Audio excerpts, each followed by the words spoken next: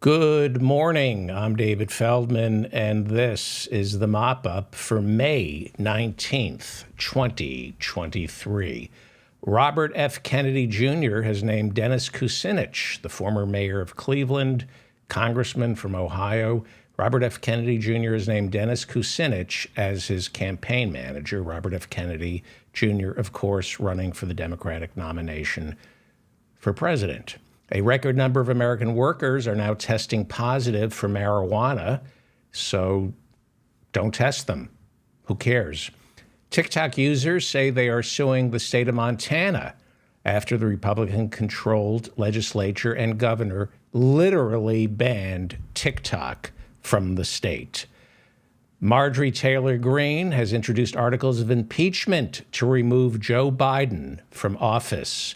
A Pentagon accounting error has found $3 billion, $3 more billion for Ukraine, a mere rounding number. We'll try to get to all those stories. Bruce Springsteen is coming under fire for not canceling Thursday's concert in Ferrara, Italy, after that country's worst flooding in 100 years. The deadly rain so far has killed 13, at least 13. It's left nearly 20,000 homeless. 23 rivers have overflowed, and more than 200 landslides have been caused by this climate change catastrophe. There are still elderly and handicapped Italians trapped in their homes. So many Italians urged Bruce Springsteen to cancel his concert out of respect for the dead and the rescue workers. His concert is expected to be empty as ticket holders won't be able to get there due to flood-ravaged roads. However, the mayor of Ferrara, where the concert is scheduled to take place, the mayor of Ferrara, Alan Fabry, personally urged Bruce Springsteen to stage the concert in his town, saying, quote, "I am sorry if anyone may have thought that Ferrara," that's the city, "was insensitive to this tragedy, just because it did not cancel the concert of the boss. But I can assure you that as a former mayor of Bondino, who lived through the 2012 earthquake, I was on the front lines, and I never asked Italy or that region to stop championship events and production of companies in solidarity with us. As I reported yesterday, Formula One canceled their big race, but it's important to remember that during the Battle of Britain, as Germany bombed London, theater in the West End famously continued." Tough choice for Bruce Springsteen. A new 12-month study conducted by the University of California in Irvine suggests exposure to automobile exhaust causes Alzheimer's disease and other forms of dementia. Another reason to get rid of the combustion engine. Here's a reason to get rid of Ron DeSantis. In Florida, the city of Tampa canceled its annual Gay Pride Parade for fear that they could end up violating a series of anti-LGBTQ laws signed this year by Governor Ron DeSantis. As we all know, gay pride parades traditionally involve drag queens. You can't have a gay pride parade without drag queens on floats. But as of Wednesday in Florida, thanks to Ron DeSantis, it is now illegal in Florida to subject children to drag queens. So Tampa canceled its gay pride parade for next month. Ron DeSantis has succeeded. He has succeeded in ending gay pride parades in Tampa. He has literally outlawed them because you can't have a gay pride parade without drag queens. You can't have a gay pride parade without children sing drag queens. You can't have a gay pride parade without drag queens. It will feel like Ron DeSantis's wedding. You need the drag queens. My kids used to go to Halloween in West Hollywood. The whole idea was to confuse them and let them know that depending on how they were born, how they were meant to be. We didn't know how they were meant to be. I wanted them to know there's a place for them. So Halloween in West Hollywood. The time has come to punish Florida financially. I talked about this yesterday, the same way we punished North Carolina for their 2016 bathroom bill, which is now the law in Florida. We stopped spending money in North Carolina after that bathroom bill in 2016. And a year later, North Carolina got the message. They repealed the bathroom bill. In Florida, it's worse. It is now open season on the LGBT community in Florida. We need to punish Florida for Ron DeSantis. They've turned bathrooms in Florida into arrest rooms. They are arrest rooms, not restrooms, arrest rooms. You use the wrong bathroom, you're arrested for trespassing in Florida. We need to punish Ron DeSantis. And that means punishing Florida for electing him. He thinks he can be president. Meanwhile, police in Orlando are looking into how a digital traffic sign was hacked and ended up reading, "Kill all gays." Police are looking into how a digital traffic sign, can you see this? This is a photograph. They want to find out how that happened. You elected Ron DeSantis as your governor. That's how it happened. That sign, "Kill all gays," that's what Florida drivers along Lake Nona Boulevard and Nemours Parkway in Florida woke up to this week. A digital traffic sign that reads, "Kill all gays." As intended, Ron DeSantis is creating a culture of fear in Florida, which is exactly what terrorism is. Terrorism isn't just killing people, it's creating a culture of fear. He is a POS. He is, by definition, a POS, and it's time to punish Florida for electing him. As I said, Florida must be punished for the Marquis DeSantis. I've been trying to come up with a nickname for Ron DeSantis, and I was thinking he's like the Marquis de Sade. He's a sadist, and so my nickname for him is the Marquis DeSantis. Let's hope it sticks. Start calling Ron. Let's get this going right now. Let's start calling Ron DeSantis the Marquis DeSantis. And that's my little Photoshop there of the Marquis DeSantis. I may give that to Trump. I may actually give it to Trump. I think Trump is less dangerous than this POS because Trump is just a failure. He can't do anything. Ron DeSantis knows how to pull the levers of fascist power in government. He is more of a threat to America than Donald Trump, I think. They're both pretty bad. Disney, which has been in Ron DeSantis' crosshairs ever since they took a stand against his Don't Say Gay bill, announced on Wednesday that it was canceling a $1 billion project that would have relocated 2,000 Disney employees from Los Angeles to a brand new campus in Lake Nona, Florida. Lake Nona, by the way, is where the "Kill All the Gays" traffic sign showed up this week. Gee, I wonder why Disney doesn't want to build a $1 billion campus in Lake Nona, Florida.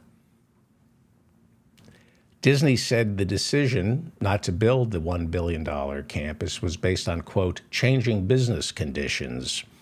Governor DeSantis' office called the decision by Disney, quote, unsurprising. Now, Disney was getting pushback from its employees in Los Angeles when they announced plans to relocate 2,000 of them to Florida. I don't understand it. Why would Disney employees not want to leave California for Florida? I don't understand that. Meanwhile, keep in mind, it's important to root for Disney against Ron DeSantis. Disney is Florida's biggest taxpayer and brings in 50 million tourists into the state each year. That's how they raise the IQ of Florida, by bringing in 50 million tourists into Florida each year. We need to punish Florida. We need to punish the companies that are not standing up to Ron DeSantis, or this monster, and I do mean monster, Texas Governor Greg Abbott. Well, he announced on Thursday that he has sent a busload of migrants to Denver, Colorado. I think it's like there's this competition. I think, Lauren Boebert and Marjorie Taylor Greene compete in Washington to see who can be the biggest a-hole. And I think there's a competition between Ron DeSantis and Greg Abbott to see who can be the bigger a-hole.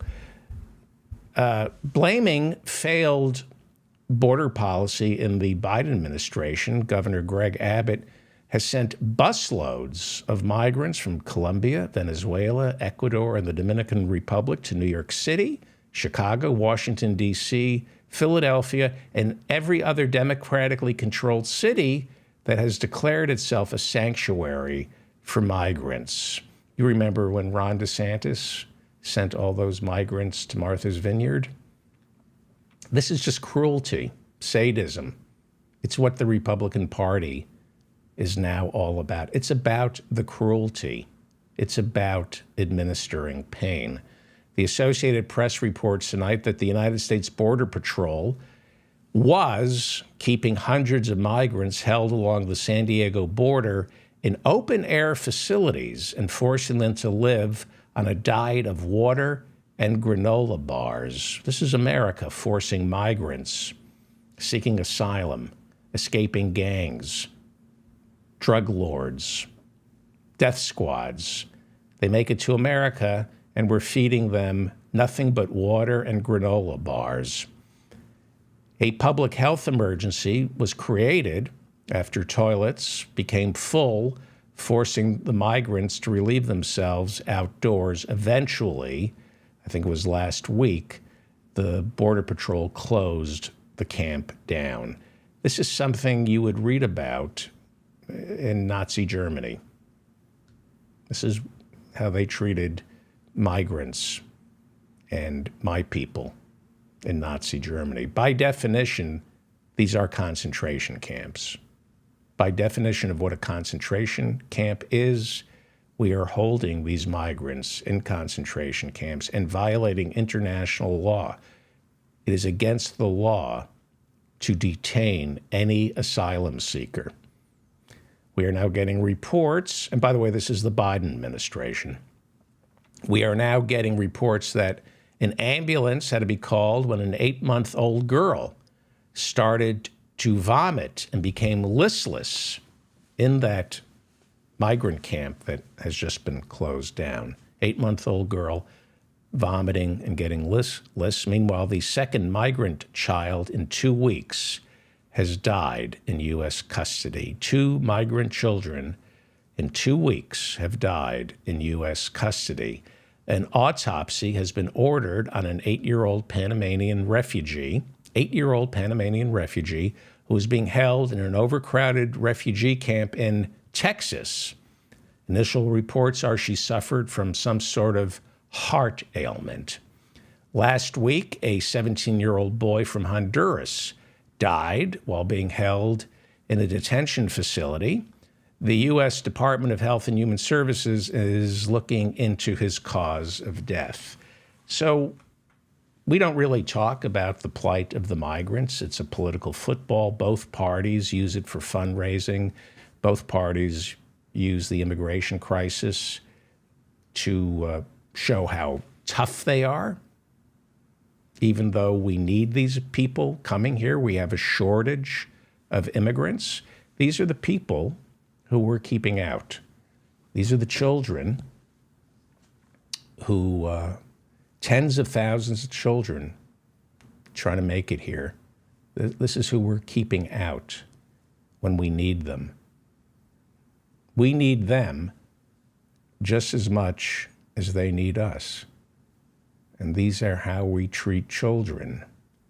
They're on our property. They're our children. And we keep them in migrant camps. Look at them. This is what America's doing. We take in fewer refugees than any other industrialized world country. That's America. Take a look. Don't blame the Republicans. We have a Democratic president right now. Executive orders. You don't need Congress to save these people, to welcome these people.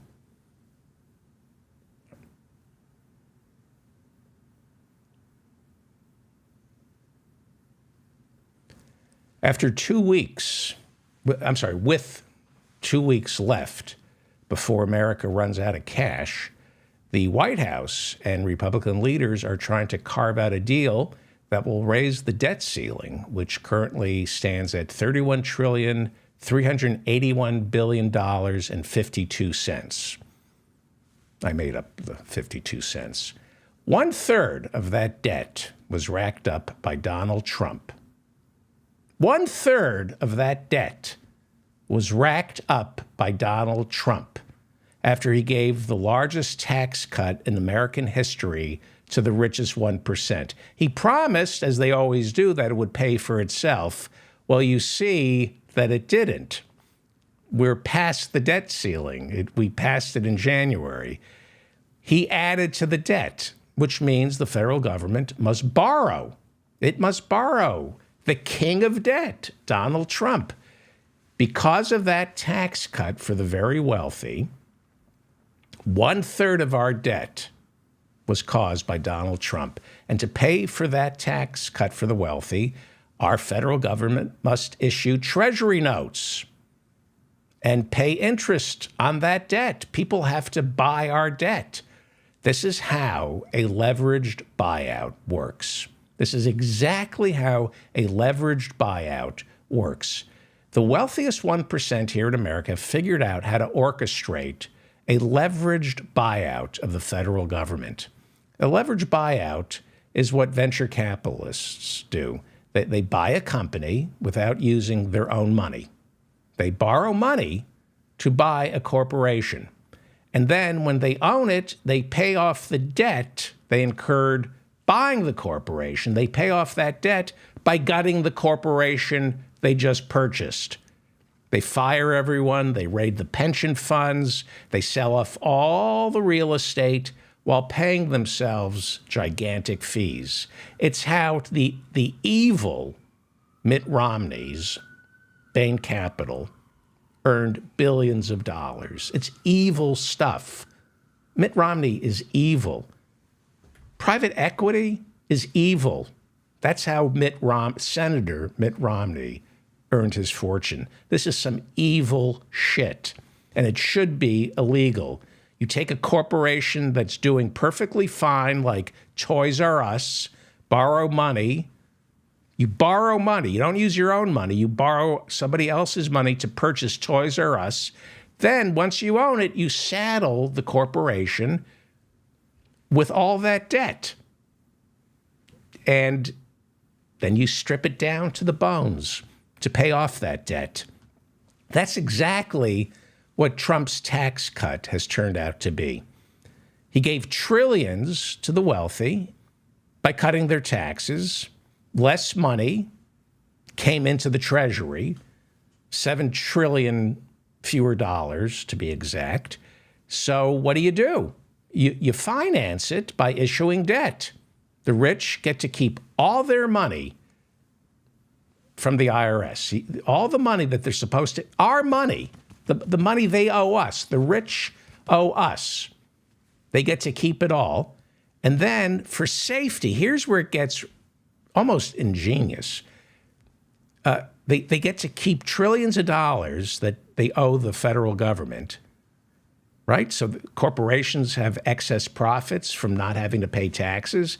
And then for safety, they take the profits that belongs to you and me, and they buy the very same treasury notes that had to be issued to borrow the $7 trillion their tax cut ended up costing the federal government.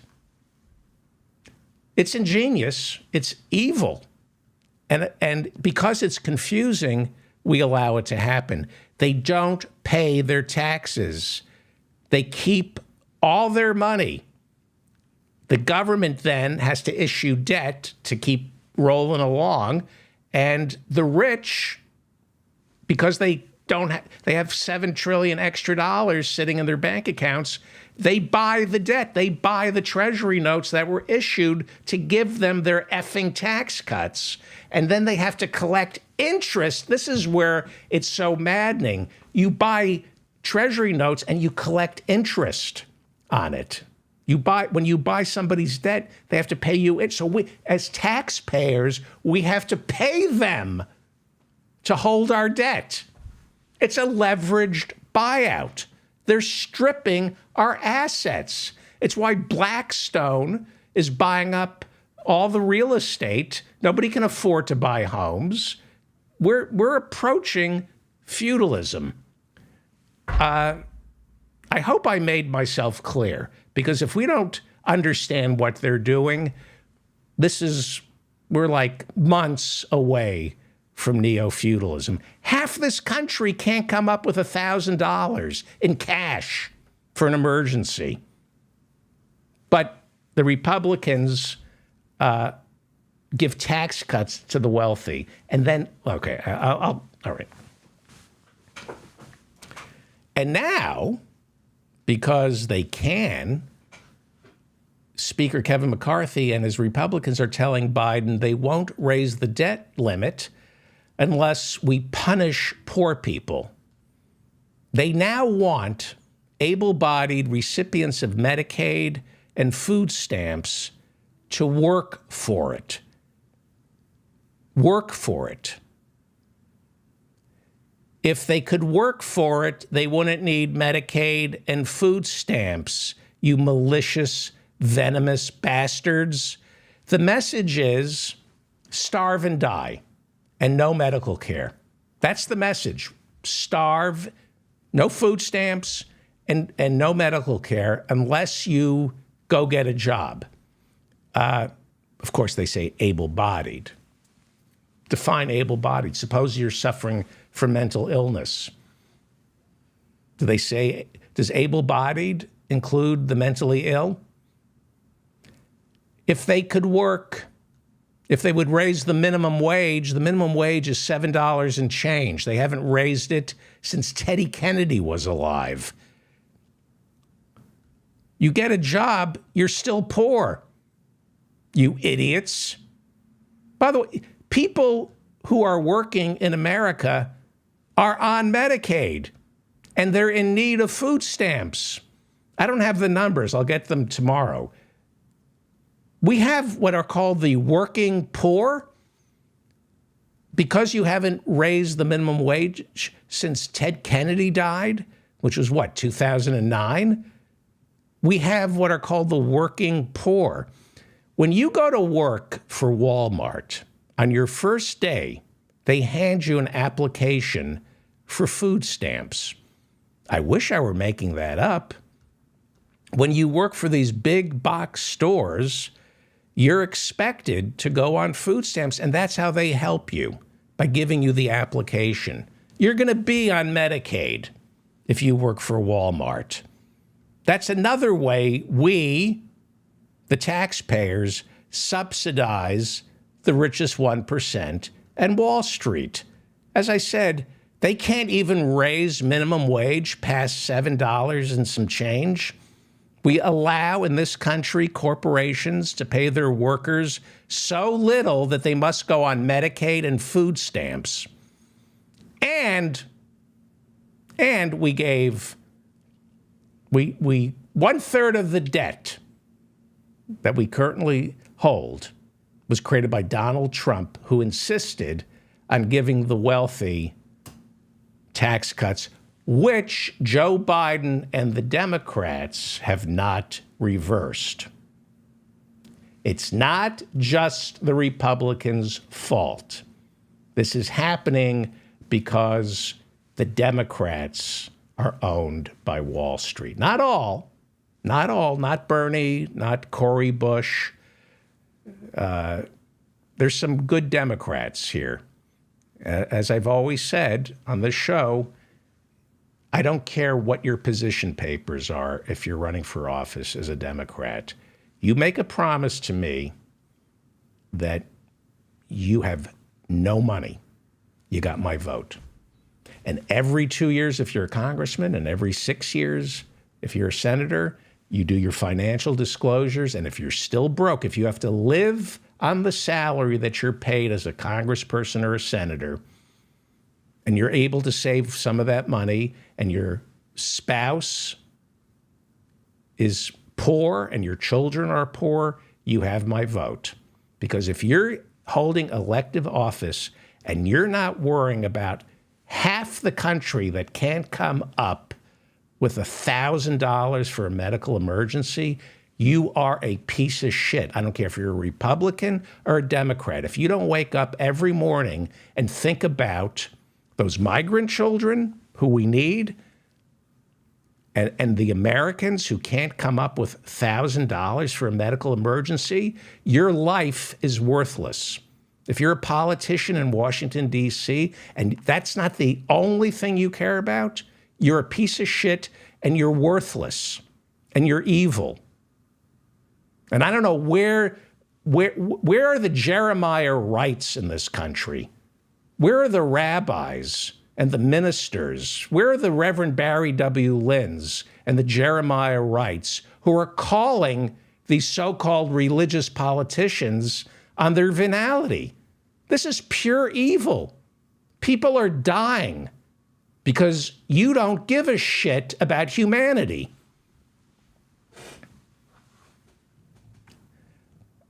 We have to outlaw billionaires. And there has to be a peaceful, legal revolution, the same way there was a Reagan revolution and a Gingrich revolution.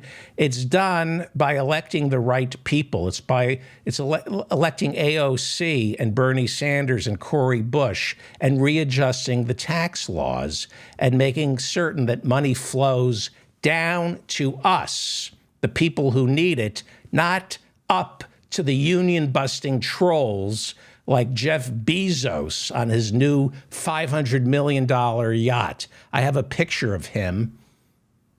This is Jeff Bezos on his new $500 million yacht and his phony pecs and his girlfriend on that boat. And, you know, I'm looking at them on that boat. There's never an iceberg when you really need one. Why is that? There's never an iceberg when you really need one. Since Reagan, who was a racist, his own son, Ron Jr., says so. Ronald Reagan was a racist. Since Reagan, we have been fed the lie that rich people create jobs. They destroy jobs. Rich people destroy jobs. But we've been fed this lie that you got to give tax cuts to the rich because it, what's the term, trickles down? So just give them tax breaks, tax incentives, and a rising tide lifts all boats. You know what? The only thing I see rising on Jeff Bezos' $500 million yacht are his phony breasts. That's Jeff Bezos with phony breasts. The rising tide is just lifting that $500 million yacht. Like I said, I'm rooting for the iceberg. Nobody benefits when you give tax incentives to the rich. By the way, you know, here in New York City, I'm proud to say that we turned down Jeff Bezos. He wanted to build a second headquarters, and we said, no, you're not good for America or New York City. And he was welcomed in Virginia. Go check out the headquarters that he was supposedly building in Virginia. There are now reports that Democratic Senator Dianne Feinstein is much sicker than she has let on. Feinstein's term is up next year, and she is not running for re-election. After a 3-month absence, the 89-year-old California senator, a Democrat, returned last week in a wheelchair with her cognitive skills clearly diminished from what is now reported to be encephalitis, a swelling of the brain, which may have been caused by a rough case of shingles. Here's where the story gets really diseased and sick. Now,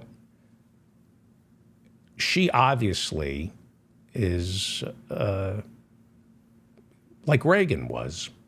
And we have a lot of senators who are senile. As I said earlier, the Senate comes from the same root word as senile. She should, I don't think you embarrass her. I think AOC and Ro Khanna were disgusting when they publicly called for her resignation. I mean, that was just craven opportunism. You should quietly let her finish out her year and leave her alone. She's clearly suffering. This is where it gets diseased.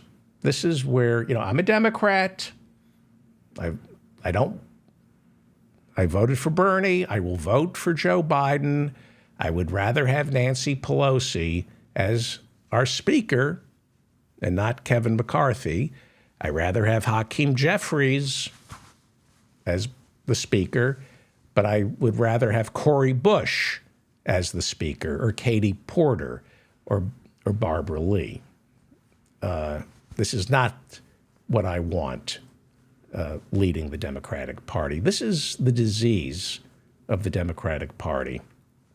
Politico is reporting that former Speaker Nancy Pelosi's eldest daughter is serving as Senator Dianne Feinstein's primary caretaker. You can see her. She's on the right there.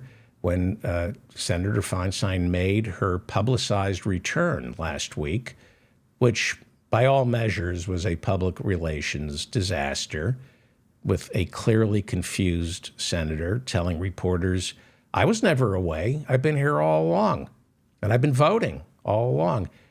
This should have been done quietly. There was no need to alert the press. Let her finish out her term with dignity. Chief of staffs run a senator's office. We all know that. You just tell them how to vote the same way, Ronald Reagan's second term, Strom Thurmond, Grassley, just let them have their dignity. But don't politicize her senility, which, according to Politico, that is what the Pelosi family is doing to this poor Senator Dianne Feinstein.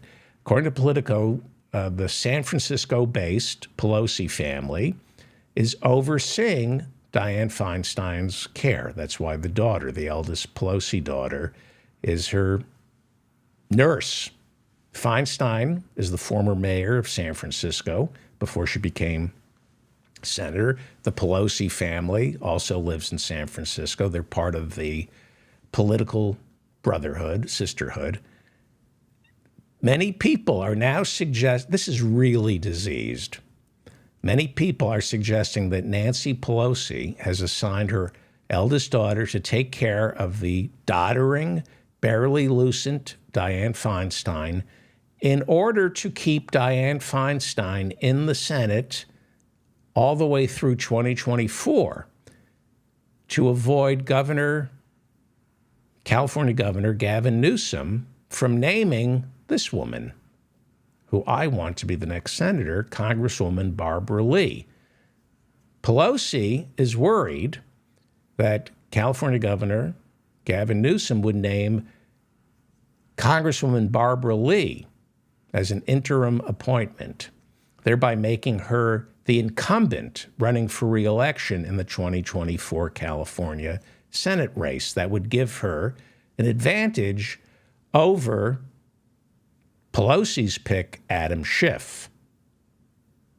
So they're doing everything they can to keep Dianne Feinstein in the Senate to avoid Gavin Newsom naming the fantastic Congresswoman Barbara Lee as Dianne Feinstein's replacement. Not to speak badly of Dianne Feinstein, I will just say Barbara Lee is 1,000,000 times better than Dianne Feinstein. She serves in the House.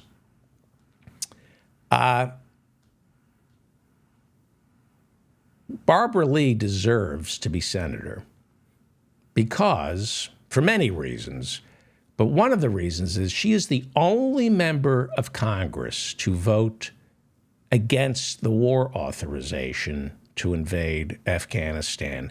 She is the only member of Congress who voted, what was it, in 2001? The war authorization in Afghanistan. Only one. Therefore, she deserves to be the senator because the Taliban did not attack us on 9/11. I've gone over this countless times, and that is the question I vet all the candidates running for office with. Did Afghanistan attack us on 9/11? Did the Taliban attack us on 9/11? They did not attack us on 9/11. Watch my previous shows. Watch my 20th anniversary episode of the war in Iraq, where I talk about everyone who knows anything knows that the Taliban and Afghanistan did not attack us on 9/11, and Barbara Lee was the only one who was willing to say it. Right? This 20-year global war on terror, Afghanistan and Iraq, nothing to do with 9/11. Now, to Nancy Pelosi's credit, she voted against the war authorization against Iraq. She deserves some credit. But she voted for the war authorization against Afghanistan. Only this woman had the moral fortitude to stand up to the military-industrial complex. Barbara Lee. This is some sick shit that's going on right now with Dianne Feinstein propping her up in her Senate seat to prevent Gavin Newsom from naming Barbara Lee as her replacement. Barbara Lee should be the senator from California. Well, how are we doing on time here? Okay. The 69th annual meeting of the Bilderberg Group began on Thursday in Portugal. The Bilderberg Group, that's 130 business people, academics, bankers, and politicians. They're holding their secret meeting. You cannot talk about what goes on at the Bilderberg meetings. It will be 3 days, started on Thursday. They're discussing financial and geopolitical issues. And of course, the real reason they're there is to keep QAnon followers glued to the internet, eating Cheetos and warning each other about the one world government. The Bilderberg Group has a website. Good luck getting on it. I was able to get on it briefly. Traffic was busy all day. And the website says the topic of discussion at the Bilderberg Group meeting will be artificial intelligence with Sam Altman, founder and CEO of OpenAI. He just testified this week, warning about artificial intelligence. Sam Altman will be joining the Bilderberg Group. Also showing up for the Bilderberg Group will be Microsoft CEO Satya Nadella, former Google CEO Eric Schmidt, NATO Secretary General Jens Stoltenberg, and Ukrainian Foreign Minister Dmytro Kuleba. The CEO of Pfizer, Albert Bourla, will be meeting at the Bilderberg convention. Pay attention, anti-vaxxers. Albert Bourla, CEO of Pfizer. will be at the Bilderberg. I can't wait to read those chat rooms. BP, British Petroleum Chief Bernard Looney. That's a good name for the head of a fossil fuel company, Bernard Looney. Total Energies CEO Patrick Pouyanné. And the very evil Peter Thiel, the investor, Peter Thiel, the right-wing investor, Peter Thiel, will be there. And you can't have a meeting of evil warlords without Henry Kissinger, who is still alive. Henry Kissinger will be there because it's not a congregation of moral assassins unless war criminal Henry Kissinger is there. War criminal Henry Kissinger, still alive. Still alive, because even Satan doesn't want Henry Kissinger. It's like God and Satan. You take him. I don't want him. The Bilderberg Group gets its name from the Bilderberg Hotel in the Netherlands, which is also Holland, by the way, if you're from QAnon. What's that about? Why are the Netherlands also called Holland? What are they trying to hide? Why do they have a double identity? QAnon should get on that. I want to know why the Netherlands also calls itself Holland. Very suspicious. The first meeting of the Bilderberg Group was held at the Bilderberg Hotel in 1954. And so they called it the Bilderberg Group. They named it after the hotel, the same way the Carlyle Group. Pay attention, QAnon.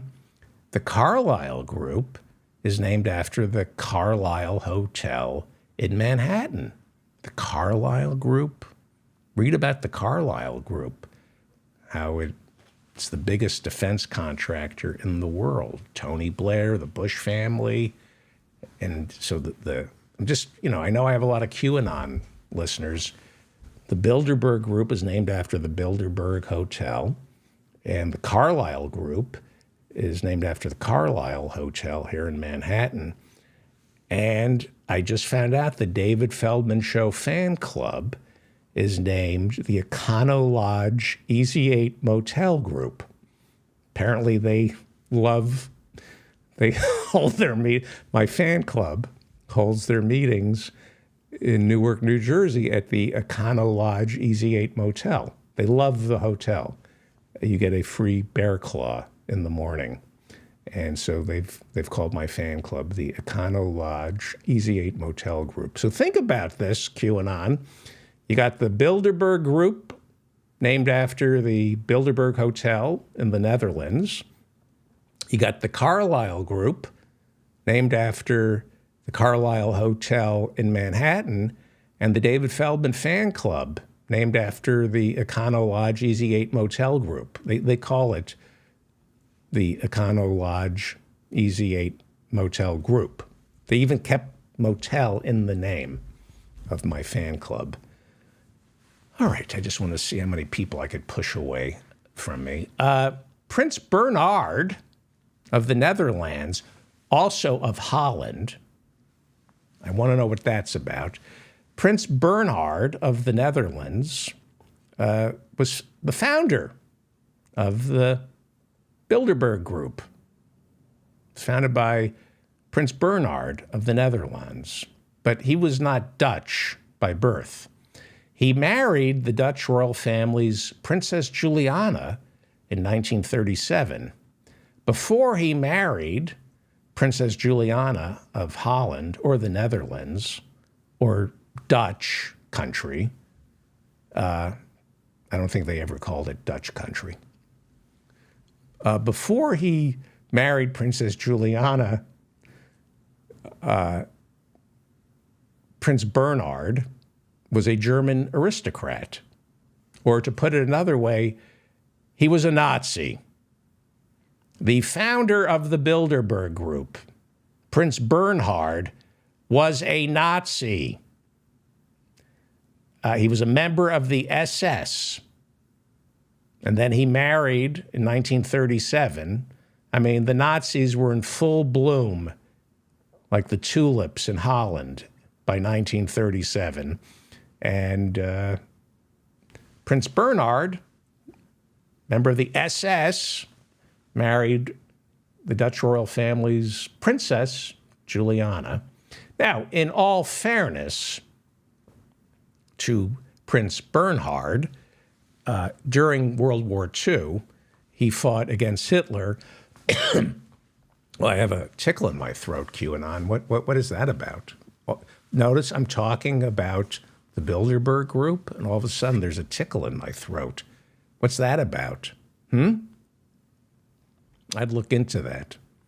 I didn't have any problems talking throughout the entire show. Suddenly I'm talking about the Bilderberg Group, and I got a tickle in my throat. Huh? Coincidence? I don't think so. Well, Prince Bernhard, the founder of the Bilderberg Group, in all fairness to the man, even though he was a member of the SS, he fought against Hitler on the side of the Netherlands, which is also called Holland.